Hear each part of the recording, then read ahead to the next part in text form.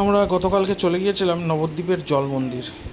তা অ্যাকচুয়ালি মন্দিরে রাধাকৃষ্ণের পুজো তো অবশ্যই হয়, তার সাথে সাথে এই মন্দিরের যেটা স্পেশাল ব্যাপার দেখলাম সেটা হচ্ছে এই পুষ্করিণী বা দিঘি বা পুকুর যাই হোক না কেন, তার মাঝখানেই মন্দিরটা, হয়তো সে কারণেই জলের মন্দির বা জল মন্দির। তো এখানে এই পুকুর বা দিঘি যাই হোক না কেন, এর মধ্যে একটা জিনিস পেলাম যেটা আগেও পেয়েছি, সেটা ঋষিকেশ হরিদ্বারে আমি দেখেছিলাম এরকম ব্যাপার, যদিও সেটা অনেক উপর থেকে দেখেছিলাম। এবার যেটা দেখলাম যে পুকুরটিতে প্রচুর মাছ, কারণ আমরা কম বেশি সবাই জানি যে নবদ্বীপবাসী অধিকাংশই নিরামিষাশী, এবং যারা এরকম মঠ বা আশ্রমে থাকেন তারা তো অবশ্যই নিরামিষ খান।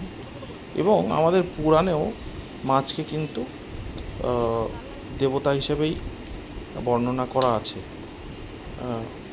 তো সেই কারণে মাছকে ওখানে খাবার দেওয়া হয়। ঠিক তার পাশেই 10 টাকা দিয়ে পাউরুটি কিনতে পাওয়া যায়। সেই পাউরুটি কিন্তু মাছের দিকে ছুঁড়ে ছুঁড়ে দিলে অজস্র মাছ এসে কিন্তু সেই পাউরুটিটা খেয়ে যাবে।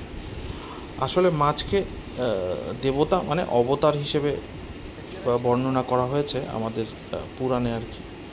তো সেই ইয়েতেই আমরাও মাছকে প্রচুর খাবার দিলাম, এবং সে মাছের সাইজ কিন্তু মারাত্মক বড়। এবং কোথাও একটা দাঁড়িয়ে সেই খাবারগুলো দেওয়ার সময় নিজের ভেতরেও কিন্তু একটা ফিলিংস আসছিল। তো সেইটাই ভিডিও করার রেখে দিয়েছি। ভিডিও করার জন্য পাশে থাকবেন।